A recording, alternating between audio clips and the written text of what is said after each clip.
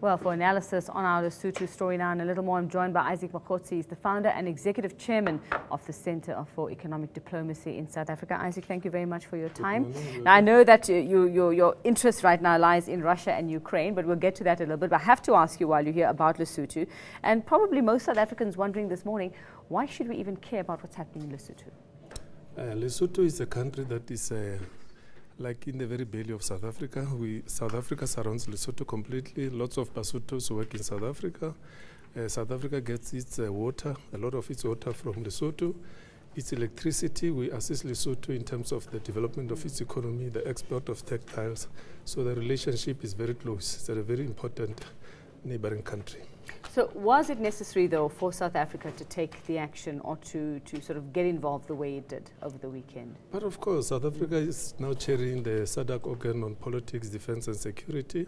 So we've got a very direct, substantial interest in what is going on in Lesotho, besides the cultural, people and trade relationship that exists between the two countries. So naturally, the response is to be expected. In terms of their political turmoil at the moment, give us a little bit of history of what their problems are and what the relationship is between the different levels of government. They have like 3 tiers of government in Lesotho. Yeah. And a king.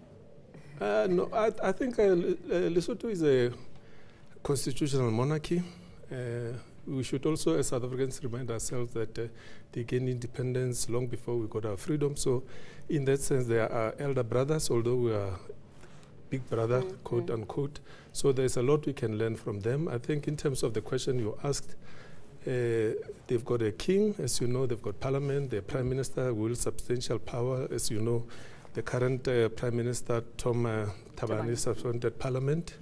One of the reasons why there is a crisis there. So my sense is that something is just not working in terms of constitutional political arrangement in Lesotho, because we've got a repeat of this type of incidents, and I think there has to be some reconsideration both within Lesotho itself and by the SADC, so that we do not have to go through this periodic, after 2 years, after 3 years, there is a coup, there is a threatened coup. Yeah.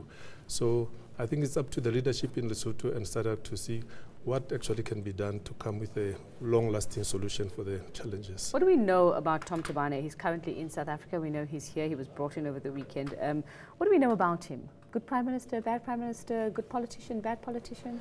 I think the most important in terms of the South Africa's relationship with Lesotho is to acknowledge that he's a duly elected, democratically elected prime minister. He formed a coalition government. As you know, he was leading the coalition government.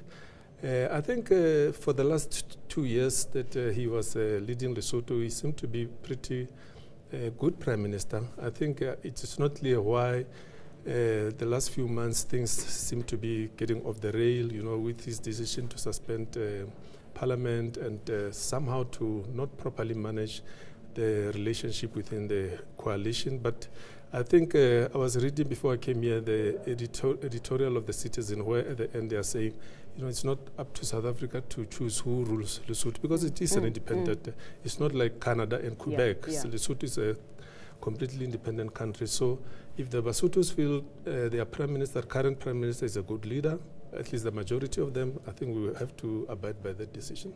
All right, and just speaking of South Africa's involvement and just where we've been in the world over the past week, President Jacob Zuma meeting with Vladimir Putin in Russia.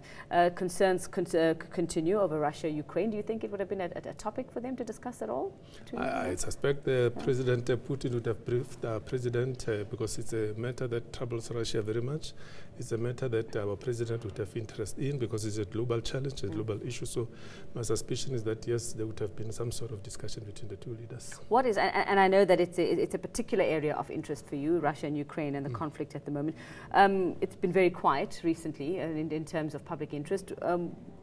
At the moment, what's going on? What is the sort of highlights? Yeah, it might have been quiet to South Africans, but it has been heating up. The conflict has actually, if you like, degenerated, has gotten worse. A lot more people have died, over close to 3,000 people now in eastern Ukraine. The government has intensified its offensive against the so-called separatists, whom I would prefer to call federalists, who are not happy with the push in February. So A lot is happening there, but clearly it seems Europeans, West Europeans and Americans suspect that Russia has heightened its intervention, so they are calling for more sanctions, as you alluded earlier on in our discussion of... just give us more details about those sanctions. What would those entail? Well, you know that the West has kind of established several tiers of the sanctions. You know, the initial sanctions they established, or rather imposed, they didn't hit Russia, the most important parts of the Russian economy. Then they came with a second tier of sanctions, which now went for like the defense industry, parts of the energy industry. And I think the talk was that the third tier of sanctions would be so-called nuclear sanctions, where like they would target the most important industry like gas, which Western Europe is very much dependent on. So. Now, just looking at reports this morning, Vladimir Putin calling for moves to balkanize the Ukraine. What does that mean? No, I don't think.